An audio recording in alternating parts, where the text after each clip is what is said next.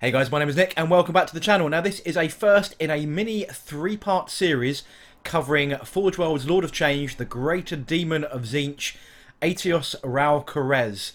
Now there's probably a million ways of pronouncing this. It's got all the letters in the alphabet, which is why sometimes people fondly refer to him as the Alphabet Demon. Now this is the big beastie from Forgeworld. It's been around for a long time and only this week it appears to have gone temporarily out of stock. Now is that because of my guide? Who knows? Only Tzeentch might know the answer to that. He's also known as the Slayer of Souls, the Lord of Hosts, the Distorter of Worlds, the Shadow of all Colours, and the Render of Veils, amongst many other names. But in this part one of this series, I'm just going to be showing you how I've painted up this big beast. And this one we're going to be focusing on the magical effect that I've achieved, sort of the celestial effect I've achieved on the wings. Now part 2 will be the rest of the body and the detail.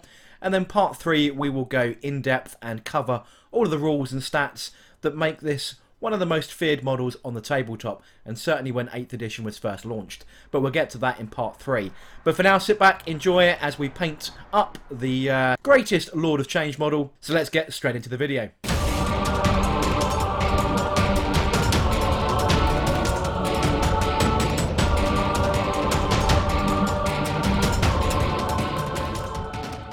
So starting from a solid black prime, I've also kept the two arm sections completely separate and have actually pinned all of those wings to the body because they are pretty hench. They are large chunks of resin. I use a high coat black spray. You might have seen me use that a couple of times in previous videos. And then I've just kept some of the arm detail, so his hand clutching that big cauldron of weird spiritual body things that are flying out there as he's casting up his powers.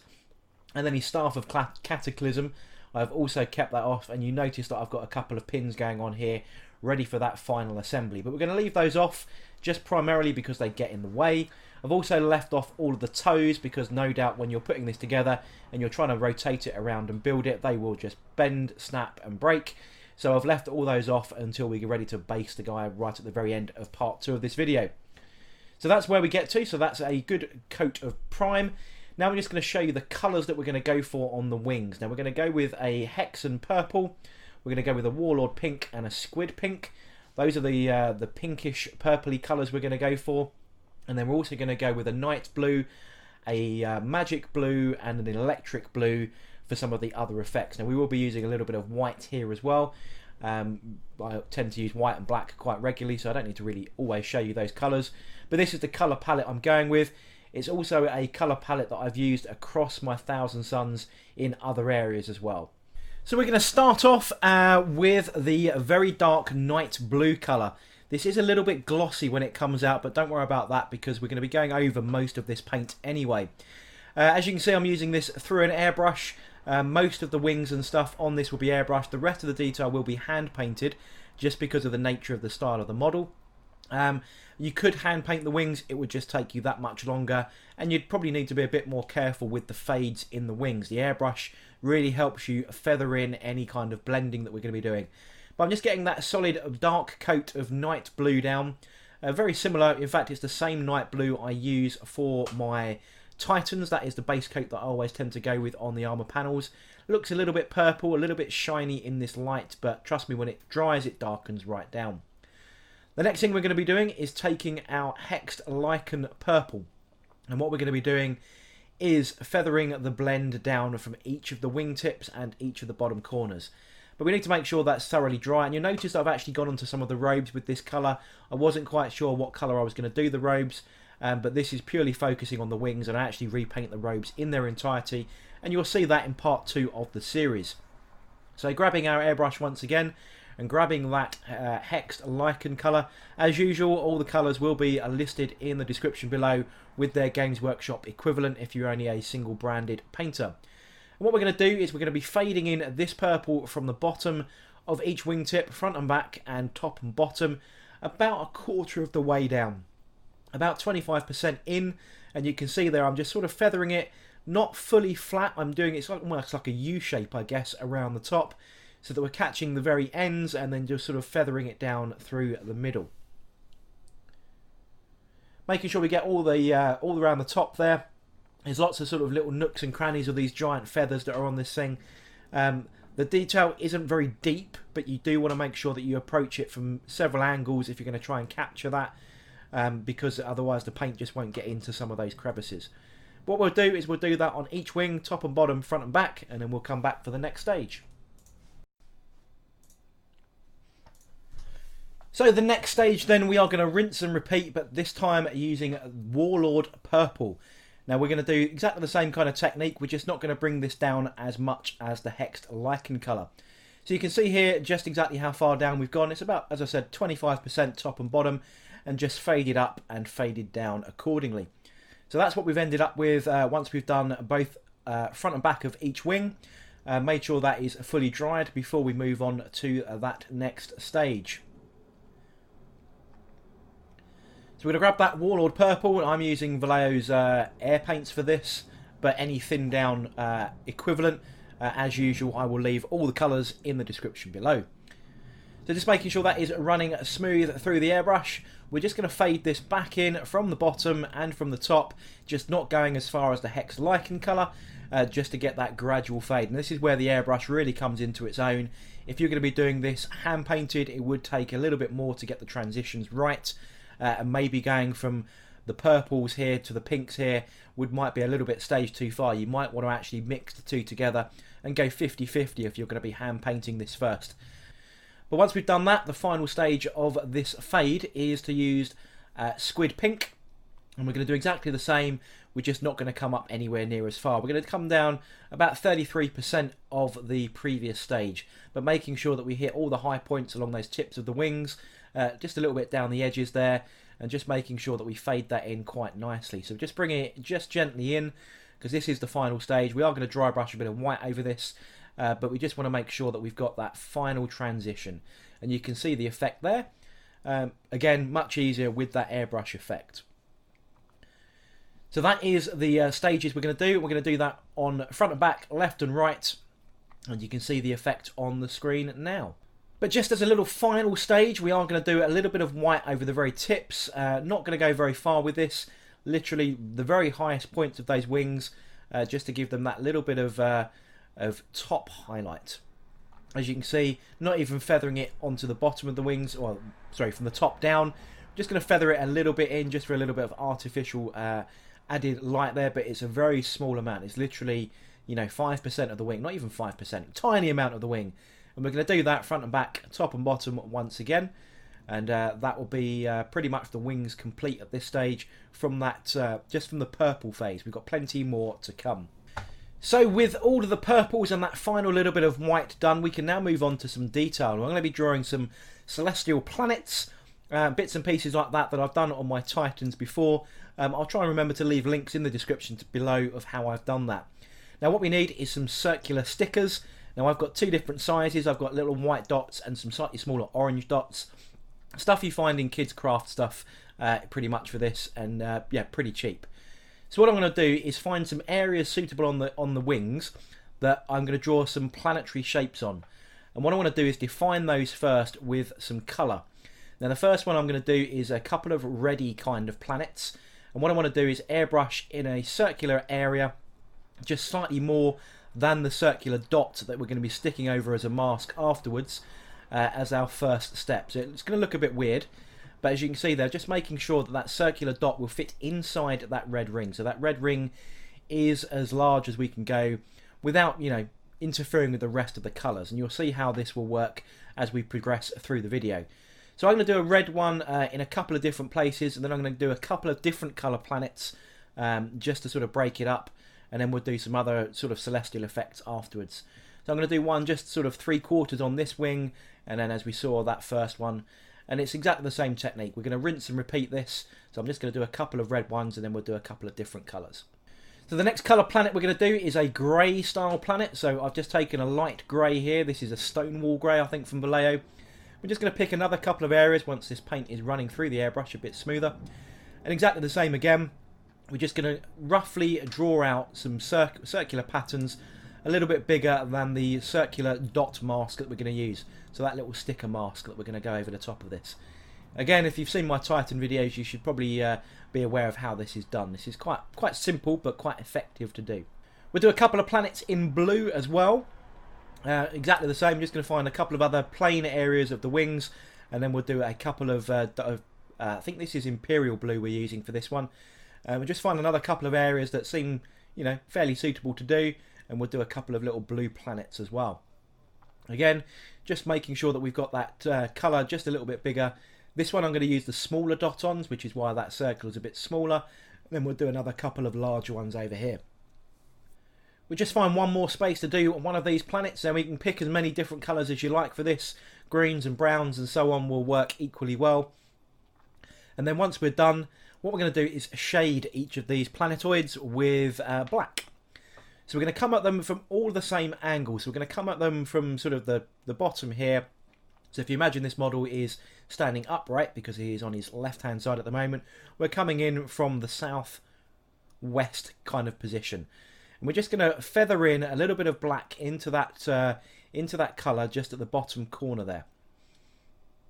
We'll do this on all those planets that we've got here. Just a little bit of black into those corners, almost like the light is potentially emanating from the same kind of direction, putting that back end of the planet into a bit of shadow. As I said, we'll just do this on all of those ones that we've done so far. Just be nice and gentle with this. You kind of want it to fade a little bit, so it starts off really stark and then sort of blends into a little bit of grey as it sort of the light patters out. And we just go around and make sure that we do all of those from approximately the same angle. Now once that paint is all dry, we're now going to mask this off. So I'm going to take one of these little white dots and we're going to place it so that the bottom corner of that shadow that we've already just painted in, that airbrush colour we've painted in, and the rest of the colour of the planet is covered by that circular dot. And we'll go around and we'll apply these little circular masks to each of the areas that we've just airbrushed with this planet effect. Now again, you can add as many or as few of these planets as you like. I've just sort of randomly picked a few just to give us enough to make it look to the right effect, you know. Once all those stickers are now applied, you can see the effect here. It looks a bit of a polka dot machine. But we've just masked off all of those areas that we've done, and we'll just leave that for a second and we'll come back with our next colours. What we're going to do now, whilst that mask is on, we're now going to prepare the rest of the wing colour. Now what I'm going to do is go back to my blue and then start spraying around those masks. That will get rid of all of the overspray that we've done because the original colour was just, you know, a little bit too big for the mask. And I'm going to feather that back reverse into the wings. So I'm going to kind of darken down the wings again, just in the centre, leaving all those previous fades from the purple effects, but we're just going to make sure we focus around those planets to darken the edges around those, and just feather that blue back in, just to darken it so it looks a bit more night sky-like. It's probably the best way I can describe it, really. So we're going to go for a bit more of a naturally dark blue night sky. So just making sure that we don't, you know, go over any of the effect before. We're just darkening back down that middle area, and we'll do that again, as I said before, front and back, top and bottom, and just make sure that we go around all of these little circular dots. We need to make sure those circular dots are pressed down quite well. You don't want this paint leaking underneath because that will ruin the effect. So just make sure you're very careful around those areas, and we'll just go around each of these and just spray back in to this darkened blue. Once that darkened blue is dry, we're now going to highlight some of the that wingtip with a little bit of a lighter blue. Now I've managed to miss the camera. I'm going to move that up in a second. There we go. I'm just going to go in around somewhere where the feather, there's like some defined feather edge lines on this particular model. So I'm just going to find some appropriate areas and just give it this slightly lighter blue colour. It's a bit difficult to explain, but you can see sort of where each of those winged areas sort of end, where each of the large feathers end, there is a little bit of sort of a defined kind of line. So we're just going to go over that with a little bit of lighter blue, just to bring some of that plain area, that plain, it's not really plain, but it's kind of flattish, if that makes any sense. So we're just going to try and give it a little bit of artificial definition. So this is where I'm picking out that sort of magic blue colour and just giving it a little bit of definition just around some of these winged areas where each stage of the wing would open up if it was to unfurl his wings. Once we've done that stage, we're going to do one little final highlight stage with the electric blue. Now this is going to be a similar kind of thing. We're just going to pick out the ends of those areas of defined wing where they sort of feather tips sort of end. And we're just going to be trying to be really careful. It does look a little bit stark when we do this. It is quite a light blue, but it does break up the surface and make it look a little bit more magical, a little bit more spooky, a little bit more celestial. All adds to sort of the magical effect, especially when you're painting sort of Tzeentch models. So we're just going to go around and do exactly the same as we did before, just with a slightly less amount of paint, but with a slightly brighter colour. So you can see here I'm just kind of defining in a little bit of where those wingtips and those wing definitions are. With everything dry, we're going to go back to our white paint now, and this is where we're going to start making the planets come alive. So we're going to grab our model, all the paint is now dry. You can see that does look a little bit artificial, but that will tone down when we go to the dry brushing stage. What we're going to do now is just carefully airbrush all the way around each of the sticker masks that we've applied, and this is going to give the planetoid its corona effect. So very carefully just go around each of the edges of those stickers that you've applied, the masks that we're using, and it will just make the edge of the planet sort of glow. And that's the effect that we're looking for. So very carefully, you need a good flowing paint here that isn't going to splatter, because the splatter can kind of cause a weird effect. So just make sure that you're nice and smooth with the paint, and we'll just go around each of those and rinse and repeat that step. Now for the big reveal, we can now start picking off each of these, and you can see the net effect, right? So I've picked off all of those, and you can see the corona, the way the planets are shaded. It all comes with quite a nice looking effect, the way the greys and the blues have worked, and certainly the red and the black ones I really, really like the effect of. So that is the net effect. We've got one tiny little bit to do, and that is a spot highlight as if the sun is, sort of peering over the very top of each of those planets. And we'll just put that little spot corner effect directly opposite of where the shadow has been applied. So we're going to grab our white, which we should still have in our airbrush, and a tiny little spurt just in the top corner of each of those, just like that. Only needs to be a tiny amount, and it will sort of glaze across the top of the planet as if the sun is rising over that horizon and causing that nice little glow. And we'll just go around each of those, and that will give the final effect to each of the planets. Now finally, we kind of go back to our white again. I'm still using this. My airbrush white is actually quite a thick white, to be honest, but you really want a non-super fluid white because we're going to be dry brushing. Now what we're going to do is take that white paint, and we are going to very, very, very, and I mean very, lightly dry brush over all of the wing surfaces. You can see there's lots of little sort of scales and feathers and detail, and being extremely light with the touch here, it will gradually bring out all of those sort of edges, and you can see that beginning to take effect here as we go round each of those wingtips. Now I'm brushing in a direction that will catch the edges, so sort of from the wingtip outwards, but as you go around the entirety of the model, that direction will change slightly, and it's brought down some of the super contrasting bright blues that we had earlier. And it just picks out all of that little bit of extra detail. All those edges of those giant feathers just get picked out, and this is the end effect. I've also added a couple of sort of meteorites, sort of comets, a couple of swirls in there as well to look like galaxies. Anything, you can go to town with this if you really want, but that is the net effect, and that is the wings complete. So there we go then, guys. That is part one. That is the wings and the celestial effect complete. All bar maybe some little minor little white dots that we're going to add right at the very end of the final video. I hope you enjoyed this video guide, and you can apply these techniques to pretty much anything with giant wings, to be honest, if you're going for this kind of effect, and even small cloaks if you just miniaturise the way that this is done. But I hope you enjoyed the video, hope you learned something new, and if you're looking forward to part 2, don't forget to like, comment and subscribe, and I shall catch you guys on the next video.